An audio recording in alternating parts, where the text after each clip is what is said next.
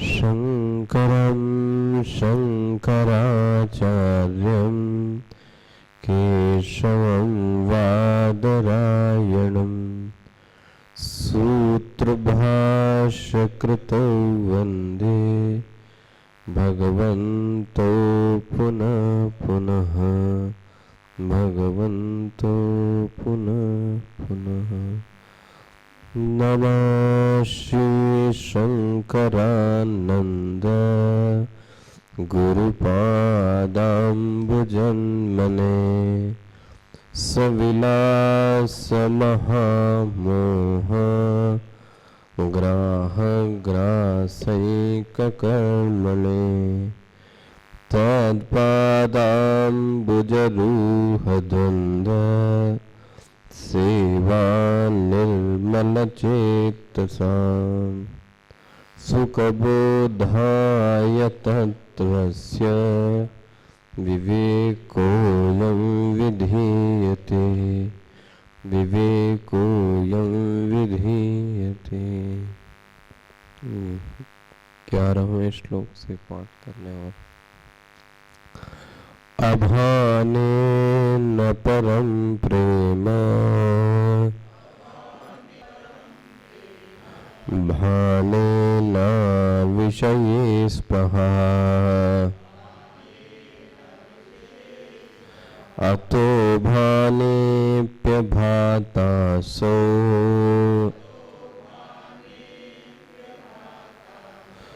परमानन्दनात्मनः आद्यत्रिवर्गमध्यस्थ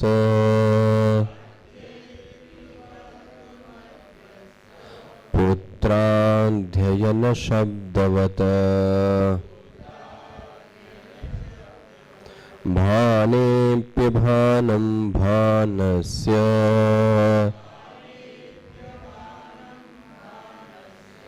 प्रतिबन्धेन युज्यते प्रतिबन्धोऽस्ति भातीति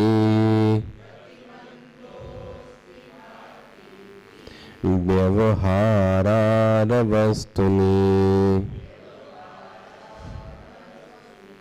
तं निरस्य विरुद्धस्य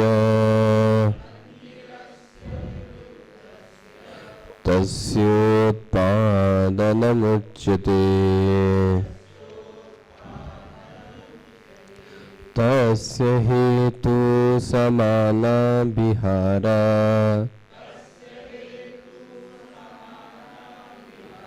तस्य हेतु समानाभिहारा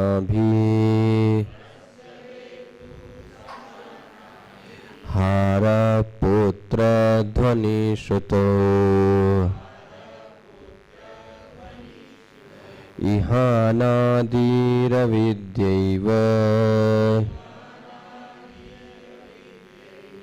व्यामोहैकनिबन्धनम्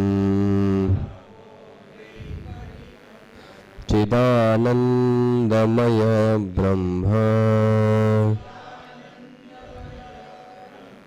प्रतिबिम्बसमन्विता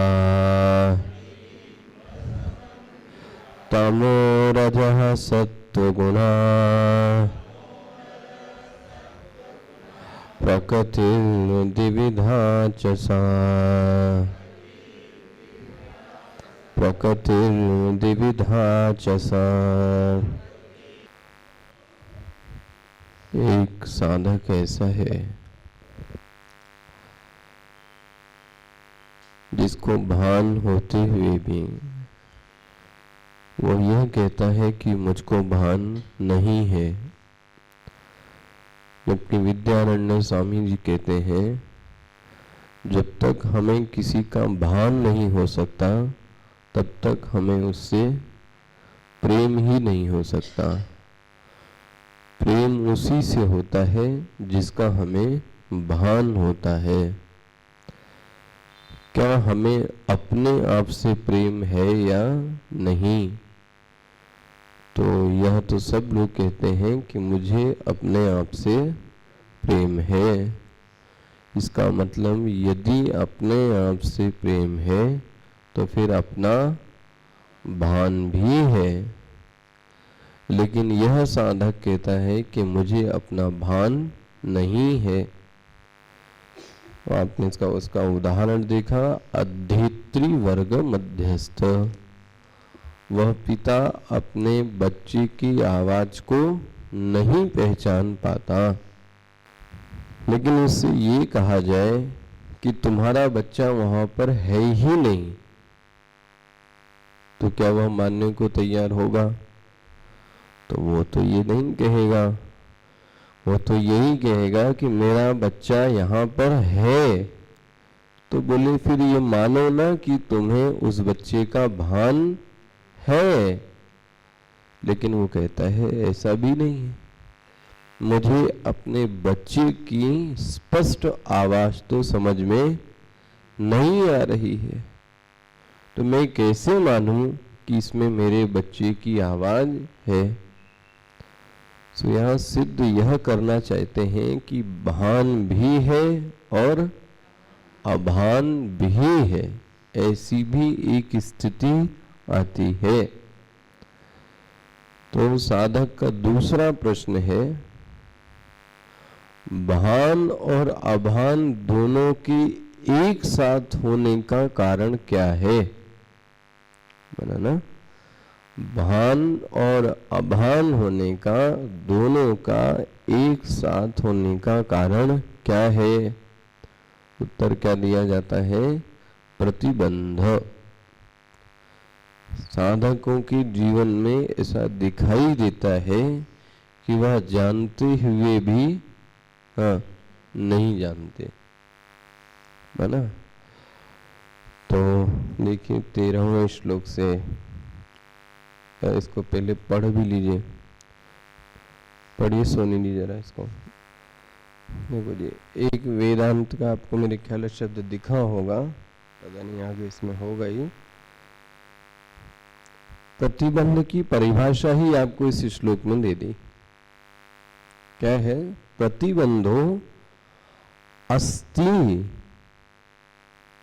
अस्ति पढ़ा है ना, अस्ति मतलब है, भांति है नहीं, होने के बाद मुझे इसका भान भी है, मुझे इसका ज्ञान भी है।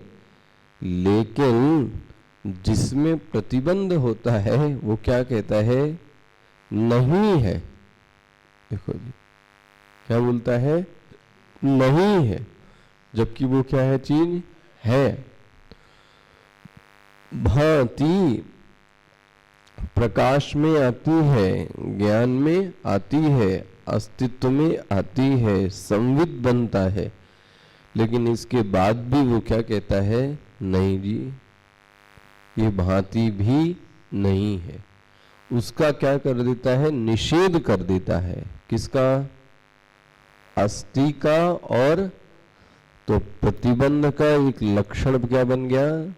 जिसमें प्रतिबंध है वह साधक अस्ति और भांति का निषेध कर देता है और क्या कहता है कि यह चीज नहीं। पकड़ में आया ना लक्षण?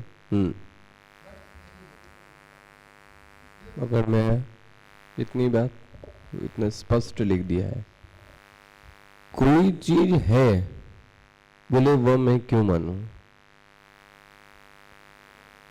तो पहला उत्तर व्यक्ति क्या देता है? मुझे ये चीज दिखाई, मैं अभी आपसे कहूं कि यहां पर घड़ा है। कहां पर? यहां पे मेरे पास में रखा है, तो आप मानोगे? क्यों नहीं मानोगे? क्योंकि बोले मुझे घड़ा दिखता नहीं है, तो मैं क्यों मानूं कि यहां पर घड़ा है? पकड़ में आ रहा है? लेकिन आपके पास यहाँ घड़ा दिखे भी और आप जाए अपने नर्मदा के जल से उसको भर के ले आए और उसको पिए भी, तब आप मान लेते हो कि यहाँ पर घड़ा बना। पकड़ में ना? क्योंकि वह वस्तु हमारे व्यवहार में आ गई। बहुत ध्यान से समझना ये, और ये अगर नहीं समझ में आया तो आपको पंचदशी खुलेगी नहीं पूरी। ये शब्द बहुत ही, स्वामी जी भी इसको बहुत कम पढ़ाते हैं, ये शब्द को, प्रतिबंध। सबको वो पढ़ाया भी नहीं उन्होंने, इसलिए बहुत ध्यान से समझना है। वह वस्तु व्यवहार में आ गई, इसलिए हमने उस घट की सत्ता को और चित्ता को स्वीकार कर लिया। ठीक है, लेकिन वही घड़ा जब मैंने यहां पर अंधकार कर दिया, तो वह घड़ा आपसे मैंने पूछा कि घड़ा है या नहीं है, तो आप क्या बोलते हो? घड़ा ये नहीं है। क्यों बोला? क्योंकि हमें भाषित। मेरा बार बार प्रश्न होता है, क्या आपको भाषित नहीं होता तो वह वस्तु नहीं होती? बोलो जी, कोई जरूरी है कि आपको भाषित होई? आपको भाषित नहीं होती, लेकिन फिर भी वह वस्तु है। वह भाषित क्यों नहीं हुई? पकड़ में आया? घड़े का भाषित न होने का कारण अंधकार है, तो अंधकार घट के प्रकाशन का प्रतिबंध बन गया। फिर से समझना, घट के प्रकाशन का प्रतिबंध क्या बन गया था? और यदि प्रतिबंध हटा लिया जाए तो ज्ञान हो जाता है। अज्ञान को अंधकार को जैसे ही हमने हटा दिया वैसे ही ज्ञान। इसका मतलब ज्ञान तो पहले से, पकड़ना, ज्ञान उत्पन्न नहीं हुआ। फिर से बहुत ध्यान से समझना, ये मत कह देना कि ज्ञान उत्पन्न हो गया। प्रतिबंध हटा, और चलो मैं आपको बोली अंत में प्रतिबंध अज्ञान आएगा, है ना? बाद में देखना आप, कितनी अच्छी व्याख्या है इसकी की। इतनी सुंदर व्याख्या कहीं नहीं है, मैं आपको बता दूं, उपनिषदों में नहीं है, जो इस ग्रंथ में। उस घट का प्रतिबंध अज्ञान था, और अज्ञान के प्रतिबंध हटते ही घटक ज्ञान उत्पन्न हो गया। लेकिन जब अंधकार था तब भी घटक ज्ञान आपके अंतःकरण में था, अगर में, लेकिन वह घटक ज्ञान की उत्पत्ति में जो बाधा पड़ रही थी वो कौन डाल रहा था? इसलिए अंधकार को प्रतिबंध कह दिया गया। पकड़ में आया कि नहीं? मेरे ख्याल से समझ में आ गया होगा। ठीक है, आगे चलो जरा इसमें। देखो जी, ध्यान से समझना, कोई प्रतिबंध नष्ट नहीं कर सकता। अगर नष्ट कर देगा तो, अगर नष्ट कर दिया तो इसका मतलब प्रभावशाली कौन है? तो और आपको क्लिष्ट बना देता हूं। हम क्या बोलते हैं, अब ये मैं इसलिए बोल रहा हूं, आप 2-3 लोगों को छोड़कर आधे से ज्यादा मैच्योर्ड हो चुके, इसलिए इस बात को बोल रहा हूं। आपने दीर्घदृश्य विवेक और कई ग्रंथों में पढ़ा कि जगत के ऊपर माया, पकड़ना, अपना फैला देती है, इसलिए हमको ब्रह्म तत्व नजर पड़ा ना आपने। माया फैला देती है जगत के ऊपर, किसको? आवरण। आवरण होने के कारण वह वस्तु हमें नजर, पहला कॉन्सेप्ट पढ़ा था आपने, दूसरा आपने क्या पढ़ा था? पंचकोश में कौन है? बोलो जी। आत्मा। आत्मा को ढक किसने लिया? पकड़ में ना। अन्नमय, प्राणमय, विज्ञानमय, आनंदमय, ये कोश थे। इन कोशों के आवरण के कारण हाँ चैतन्य का भान नहीं हो पा रहा है। यही बात हुई थी। दो दृष्टांत मैंने अभी क्या क्या दिए हैं। पंचकोश का आवरण होने के कारण आत्मा। दूसरा दृष्टांत क्या दिया? माया के कारण ब्रह्म आच्छादित हो गया है। जनरली साधु लोग बोलते हैं ना, माया के कारण ब्रह्म आच्छादित हो गया है। आप ये बताओ इसमें प्रभावशाली कौन हुआ? पंचकोश। मतलब पंचकोश में इतनी सामर्थ्य है कि वो चैतन्य को, यह दृष्टांत देते ही चित्त में ऐसा बनता है जैसे कि कोई टोकरी हो और टोकरी में किसी मुर्गी को बंद कर दो, तो मुर्गी क्या हो गई? मुर्गी ब्रह्म हो गई, टोकरी आवरण, बंद हो गई। बोले तो बड़ी कौन हुई? जो आवरण में होता है। पकड़ में आ रहा है? और जिस चीज का आवरण पड़ता है, इन दो में बड़ा कौन होता है? भाई चादर आपको ढकती है तो बड़ी कौन होगी? अब किसी किसी की छोटी होती तो पैर उसमें से निकल जाता है। देखो एक केवल वाला आता था यहाँ पे, मैंने उसको बहुत समझाया। एक तो उसके मोजे में से दुर्गंध आती थी, तो मैंने बोला तुझको पैसे बाहर ही दे दिया करूं। वो आज तक जब भी मांगने आता है तो उसकी मोजा भी पहनता है और पांचों उंगलियां उसके मोजे से। आखिर उस मोजे के पहनने का क्या लाभ? अब जब उंगलियां ही बाहर आ रही है मोजे के, तो उसका फायदा क्या? कौन बड़ी हो गई फिर? बोलो जी। जरा वेदांतिक दृष्टि से देखो आप, उसकी उंगलियां इतनी बड़ी हैं कि उसके मोजे में पकड़ में। लेकिन जनरली जिस चीज का आवरण डाला जाता है वह बड़ा होता है, और जो चीज आवरण में होती है वह चीज छोटी होती। बोले वाह। माया का वाह वाह वाह। अज्ञान का, तो अज्ञान के कारण ढक कौन गया? ब्रह्म। तो बड़ा कौन हो गया? समझ में आ रहा है ये कितनी बड़ी गलती है हमारी आपकी? पंचकोश में चैतन्य आच्छादित हो गया तो बड़ा कौन हो गया? वहां पर इसका यह तात्पर्य नहीं है जो हम और आपने अभी तक समझा है। पकड़ लेना इस बात।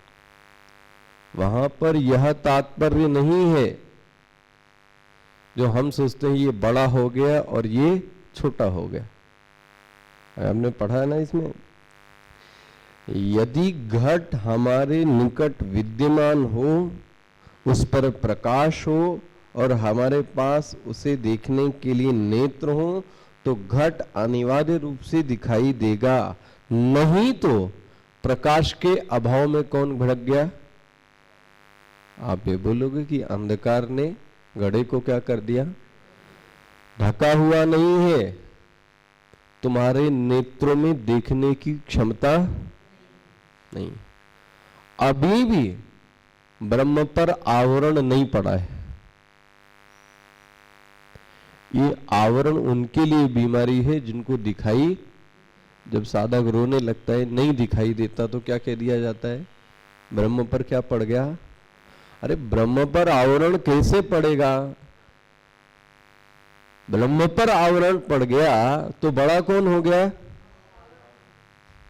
पकड़ में। ये बात आप जब उस समय पढ़ रहे थे तो आपको समझ में, क्योंकि उस समय स्तर वही था और इससे सेटिस्फाइड भी हो जाता है व्यक्ति। पकड़ में आ रहा है? आवरण पड़ा ही नहीं था, और आवरण पड़ कैसे सकता है? आप सोचो, ब्रह्म पर कौन आवरण डालेगा? लेकिन अगर ब्रह्म दिख नहीं रहा है, भान नहीं हो रहा है, ज्ञान नहीं हो रहा है, तो उसका कारण है कि आपको देखने का तरीका नहीं पता।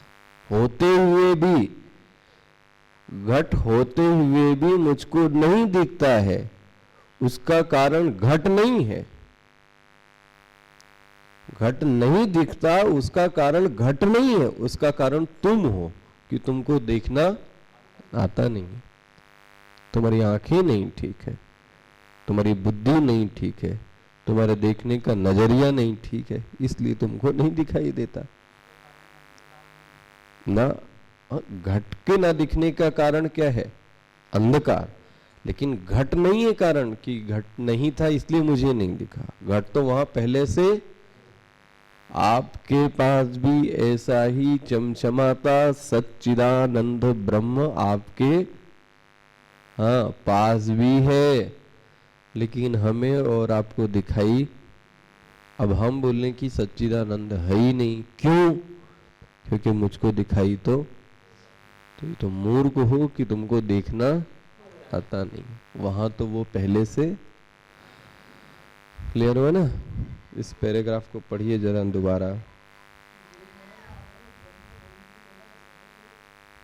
बुद्धि पर पड़ गया, उस पर नहीं पड़ा, हमारे ऊपर पड़ गया। भाई सूर्य है और एक अंधा व्यक्ति आता है और बोलता सूर्य नहीं दिख रहा है। सूर्य पे आवरण पड़ गया क्या? आवरण किस पे पड़ा? तुम्हारी आंख पे पड़ गया, इसलिए सूर्य पकड़ में है ना। तुम्हारी आंख गड़बड़ है इसलिए तुमको सूर्य, किसी के बुखार में जीभ का स्वाद ना कसेला हो जाता है, तो आप क्या समझते हो खाना कैसेला हो गया? आवरण कहां पड़ा? आपकी जीभ पर, इसलिए जो स्वाद है वो क्या हो गया? खाना कैसेला नहीं है, जीभ आपकी गड़बड़ है। ऐसे ही ब्रह्म में कुछ नहीं हुआ है, न जगत में कुछ गड़बड़ी है, गड़बड़ी आप में है। पकड़ना, कहीं किसी को सुधारने की जरूरत नहीं है, अपने आप को सुधार लो, जगत अपने आप दिख जाएगा। किसी को कुछ नहीं करना है, अपने आप को सुधारो बस, और कहीं कोई अंतर नहीं है ना। इसको फिर से पढ़िए जरा। सूर्य को कभी बादल ढक सकते हैं? सोचो जरा, आप सूर्य को बादल ढक सकते हैं? वो तो हमारी नजर में दिखता है कि अच्छा देखो, अभी इस बात में विरोधाभास। आपके कथा, अभी तो शास्त्रार्थ हो जाता है, आपके कथा अनुसार सूर्य को बादलों ने ढक लिया, तो अब सूर्य, इसका मतलब क्या हो गया? एक मिनट, क्या हो गया? अंधकार हो गया ना। आपको ये कैसे पता चला कि बादल ने ढका? किसके प्रकाश में आपने देखा? चंद्र के प्रकाश में। बादल ने ढक लिया, ये किसके प्रकाश में देखा? नहीं समझ में आ रहा है। ज्ञान कहां से आ गया इसमें भी? सूर्य के प्रकाश में ही आपने देखा कि सूर्य को किसने ढक लिया। तो क्या ढका? इसी को हस्तामलकाचार्य ने बोला, घनच्छन्न दृष्टि घनच्छन्न मर्कम यथा निष्प्रभम चाति मन्यते मूढ़ाः तथा बद्धवती बात यो मूढ़ दृष्टे स नित्योपलब्धि स्वरूपोहम आत्मा। हस्तामलकाचार्य थे ना, शंकराचार्य के एक शिष्य थे, उनका नाम था हस्तामलकाचार्य। उन्होंने क्या बोला? घनच्छन्न दृष्टि घनच्छन्न मर्कम। इसी दृष्टांत को लिया, तुम्हारी दृष्टि ना घनच्छन्न हो गई है।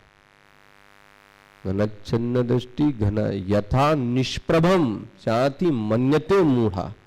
मूर्ख हो बोले, कि सूर्य के प्रकाश में रहकर भी हम आरोप किस पे लगा रहे हैं? ये कैसे पता लगा कि दिन हो गया आज? ये कैसे पता लगा कि दिन हो गया? बोलो जी। सूर्य के प्रकाश में। और हमने सूर्य को ही क्या कह दिया? बोले ये तो दृष्टांत है, असलियत क्या है? बोले ऐसे ही हम और आप साधक तथा बद्धवत हम ये सोचते हैं कि हम बंधे हुए हैं। बोले आप बंधे हुए नहीं हो, नित्य उपलब्धि स्वरूपो हम आत्मा। आपके पास नित्य उपलब्धि स्वरूप आत्मा, लेकिन प्रतिबंध है ना? क्लियर हुआ? नहीं समझ में है? बिंब ऐसा नहीं हो सकता, नहीं दिख तो मूर्ख हो अगर ऐसा है। सूर्य नहीं दिख रहा है, सूर्य कैसे नहीं दिख सकता? सूर्य तुम्हारी आंखों में क्या आ गया? फिर यह उष्णता कहां से प्राप्त हो रही है? यह उष्णता कहां से? अभी भी यदि बादल आ जाए तो ये मत कहना कि सूर्य को ढक लिया। सूर्य को तो कभी बादल ढक सकते हैं क्या? सोचो जरा आप बुद्धि से। ये तो सिर्फ जो देखा और हमने वही, तो इसको क्या बोलोगे ऐसे व्यक्ति को? जो देखा हमने वही कह दिया। वो वहां पे थे, अरे वो वहां पे थे, उसका अर्थ समझो। वो वहां पर क्यों थे, कैसे थे, किसके साथ थे? हम और आप जनरली क्या कमेंट कर दिया? वो ऐसे। पहले देखो, चेक करो। हमको दिखता है लेकिन ऐसा है नहीं। दिखता तो आकाश में नीलिमा है, दिखता है या नहीं? लेकिन है क्या वहां? लेकिन दिखती तो, जो अच्छा पुरुष है, जो मैच्योर्ड है, वो कहता है नीलिमा दिखते हुए भी वहां पर नीलिमा। इसी तरीके से बादल से ढकने के बावजूद भी सूर्य वहां पर है। सूर्य को बादल कहां ढक सकते हैं? सोचो जरा आप बुद्धि से। एक सूर्य कितना उष्णता भरा हुआ है, ये छोटा सा बादल उसके पास जा भी नहीं सकते। अच्छा जी, हाँ, शंकराचार्य ने दृष्टांत दिया है। मोतिया बिंद हो जाने के कारण आपको दिखाई, तो क्या जगत खराब हो गया? जगत खराब नहीं हुआ, आपकी आंखों में मोतिया बिंद है इसलिए दिखाई। तो प्रतिबंध क्या हो गया? नेत्र में दोष। नेत्र के दोष का निराकरण करने पर यथा वस्तु का याथात्म्य दर्शन हो सकता है। नेत्र का निराकरण करने पर वस्तु का याथात्म्य स्वरूप का दर्शन हो सकता है। वस्तुतः सिर्फ आंखों में आने वाली दृष्टि की बाधा में उत्पन्न अवरोध का निराकरण करना होगा। यह आवश्यक है बस। यदि घट, यह बात, प्रतिबंध वस्तु को नष्ट नहीं करता है, प्रतिबंध वस्तु को आच्छादित कर देता है, ढक सा देता है। फिर से बोल रहा हूं, ढक देता है नहीं, ढक सा देता है। प्लीज शब्दों को देखना। बादल ने सूर्य को ढका नहीं, बादल ने मानो कि सूर्य को ढक सा दिया, ढका नहीं। प्रतिबंध मानो कि ढक सा देता है लेकिन ढकता। क्लियर हो रहा है ना? एक एक शब्द प्रमाण है, इधर उधर मत करना। आया? तो प्रतिबंध वस्तु को नष्ट नहीं करता, अपितु उस वस्तु को आच्छादित कर देता है। आच्छादन के फलस्वरूप वस्तु का याथात्म्य दर्शन नहीं होता है ना? वस्तु को नष्ट नहीं करता है।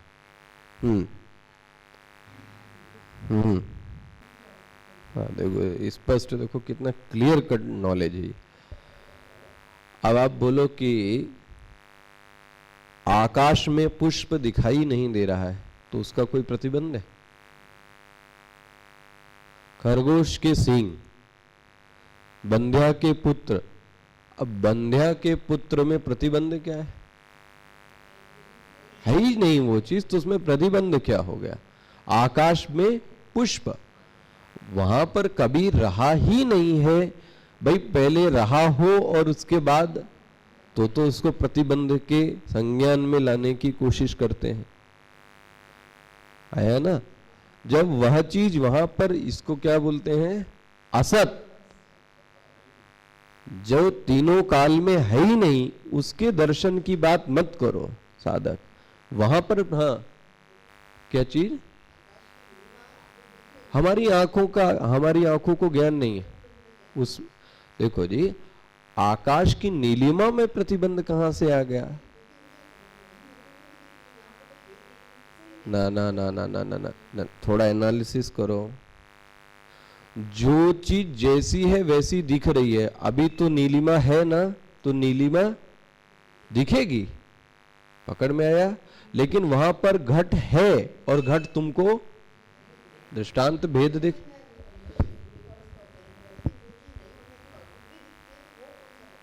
वो कोई प्रतिबंध नहीं है वहां, उसमें प्रतिबंध की बात ही नहीं की गई है। प्लीज दो चीज, एक मिनट, एक मिला के मत चलना। मैं आपको पहले एक समझने की सलाह दूंगा। पहले जो चीज यहाँ पे डिस्कस है उसको पूर्ण तरीके से, फिर इसके बाद हो सकता है उसके चक्कर में ये भी जो जा रहा है ये भी क्या हो जाए, अटक जाए। ये मत करना। पहली चीज, जो वस्तु असत भाव में है, असत भाव में मतलब जिसकी सत्ता त्रिकाल में है ही नहीं, उसका कोई प्रतिबंध नहीं है। ठीक है, इतना बात क्लियर हो गई? जो चीज है और हमें नहीं दिख रही है, पकड़ में आ गया? जो चीज है और हमें वैसी नहीं दिख रही है, उसका प्रतिबंध है। ठीक है? अब प्रतिबंध एक ही नहीं होते, हर व्यक्ति साधक के प्रतिबंध अलग अलग है। बीमारी एक नहीं है, ये याद रखना। किसी में श्रद्धा ही नहीं है उतनी, तो उसको समझ में, तो उसका प्रतिबंध क्या हो गया? ठीक है? एक साधक के बुद्धि ही नहीं है, श्रद्धा तो बहुत है लेकिन समझने की भगवान ने बुद्धि नहीं दी, लो जी, तो उनकी समझ में भी। अच्छा, एक को समझ में आता है लेकिन क्लासरूम से जाने के बाद सब कुछ, लो जी, उनका प्रतिबंध क्या हो गया? अब हो गया ना सबके प्रतिबंध। ज्ञान एक है लेकिन सबके प्रतिबंध। क्लियर हुआ कि नहीं हुआ? फिर से जरा आना। उसके न भाषित होने की प्रतिबंध की कोई आवश्यकता नहीं है। ये कोई साधक मत कह दे कि बंध्या के पुत्र आकाश में पूष और खरगोश के सिंह मृज मरीचिका में जल का कोई प्रतिबंध है। इन चारों दृष्टांतों में किसी भी प्रतिबंध की कोई आवश्यकता ही नहीं है, क्योंकि इनका नितांत अभाव है। इनकी सत्ता ही त्रिकाल में कभी रही ही नहीं है, उसमें प्रतिबंध की आवश्यकता नहीं होगी। अव्यवहार्य वस्तु तो अपनी असत्ता के कारण भाषित नहीं होती। लाइन फिर से देखिएगा। अव्यवहार्य वस्तु तो जिस वस्तु के साथ व्यवहार किया ही नहीं जा सकता, मतलब वह वस्तु का अस्तित्व है ही नहीं। यहां पर घट नहीं है, इसका मतलब ये कह देना घट का अस्तित्व नहीं, ये गलत है। पकड़ में है? घट नाम की सत्ता है, यहां पर नहीं है। लेकिन ऐसी वस्तु जिसका अस्तित्व है ही नहीं, उसको देखने या न देखने में कोई प्रतिबंध की जरूरत नहीं है। Next, last para. इसलिए वाह वाह वाह, फिर से पढ़ो इस लाइन को। देखो जी, क्या समझ में आया? प्रतिबंध है तो दिखाई नहीं देता, और प्रतिबंध हटा लिया तो इसका मतलब वह वस्तु थी, किसके कारण नहीं दिख रही थी? प्रतिबंध के कारण। मेरे पास एक घड़ी है और आपकी आंख में मोतियाबिंद है। अब आपको घड़ी, तो आप तो यही बोलोगे कि घड़ी, लेकिन यदि आंख में आने वाले दृष्टि दोष का निवारण कर दिया जाए, दृष्टि दोष का निवारण मतलब आपकी आंखों में उपस्थित मोतियाबिंद को हटा दिया जाए, निरसन कर दिया जाए, तो दृष्टि पथ कैसा हो गया आपका? सरल हो गया, सहज हो गया। और दृष्टि पथ यदि सरल और सहज हो गया और उसमें कोई बाधा उत्पन्न नहीं होती है, तो आपको घड़ी भी, इसका मतलब घड़ी को न दिखने में बाधा कौन उत्पन्न कर रहा था? है ना? ये प्रतिबंध का लक्षण। प्रतिबंध है तो फिर दिखाई, और प्रतिबंध हटा लिया तो फिर आगे। अच्छा जी, वो कहता है मेरे को ज्यादा मत घुमाओ आप। उस दृष्टांत में बोले प्रतिबंध क्या था? अद्वैती वर्ग मध्यस्थ, आपने पढ़ा ना, उसका प्रतिबंध क्या है? बोले हमें उसमें प्रतिबंध हटाना है। तो क्या करोगे आप? उसका एक ही काम करो, बच्चे को अलग ले जाओ। उस बच्चे को अलग ले जाओ तो जो प्रतिबंध क्या था? बहुत सारे बच्चे ही उसकी आवाज के न आने का, समझना बहुत ध्यान से, उसकी आवाज न आने का प्रतिबंध अन्य बच्चों की उपस्थिति थी। देखो क्या बोला, तस्य हेतु समाना बिहारः पुत्र ध्वनि श्रुतौ। देखो, उसका अभिहार करने के लिए, उसका निरसन करने के लिए, उसको हटाने के लिए, उसकी निवृत्ति के लिए क्या करो आप? उसके बच्चे को वहां से अलग ले जाओ। तो अब उसका प्रतिबंध हट गया, तो वह बच्चा यदि सुनाई, एक ही बच्चा बोलेगा तो फिर सुनाई, इसका मतलब उसकी आवाज न सुनाई देने का कारण क्या था? अब बोलता है तो सुनाई देता है। जब वह अपने वर्ग में उपस्थित होकर वह उच्चारण कर रहा था तब हमें उसकी ध्वनि ठीक से सुनाई। तो ध्वनि है, बच्चा भी है, लेकिन प्रतिबंध क्या हो गया? अन्य बच्चे। निरसन क्या है? उसका ज्ञान करने के लिए क्या करना है? अन्य बच्चों का निरसन कर दो, अन्य बच्चों को हटा दो, तो वह बच्चे का ज्ञान, ध्वनि का ज्ञान। बोले अच्छा, बोले मुझे एक बात बताओ, ये तो बच्चे वाला तो तुमने कर दिया।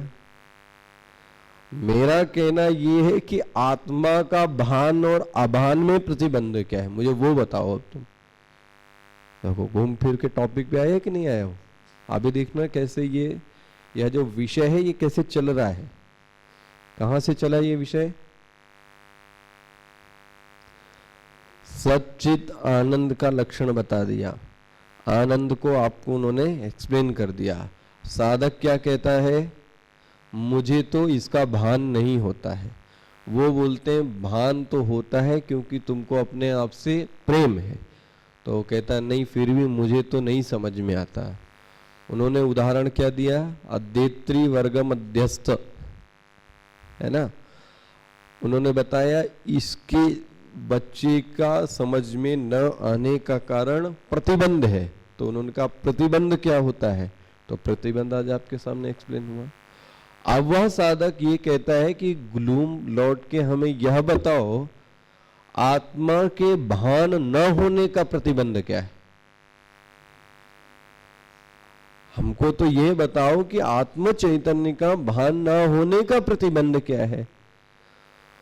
वो कल बताएंगे। ओम पूर्णमदः पूर्णमिदं पूर्णात् पूर्णमुदच्यते पूर्णस्य पूर्णमादाय पूर्णमेवावशिष्यते। ओम शांति शांति शांति। हरि ओम श्री गुरुभ्यो नमः। हरि ओम। अगर आपको इसको ठीक से समझना है तो आप दो काम कीजिए। पहला, आप क्लास को गोल मत कीजिएगा, कुछ काम छूट जाए तो, क्योंकि ऐसा प्रतिबंध शब्द मैंने भी प्रस्थानत्रयी पढ़ा, कहीं भी मुझे समझ में, सिर्फ इसी में समझ में। पहला तो don't miss class. The second, अच्छे से समझना है, क्योंकि अभी जो आपने समझा ये ऊपरी तौर पे, तो आप इसका रिवीजन करके जरा, तो आपको पढ़ने में क्या आएगा, आनंद आएगा। तो जितना पढ़ाया गया है 10 मिनट लगेगा इसका रिवीजन करने में, हमको पढ़ाने में आधे पौन घंटे लग गया, आपको अभी इसको सुनने में 10 मिनट लगेगा। तो इसका रिवीजन करके जरूर आए। हरि ओम।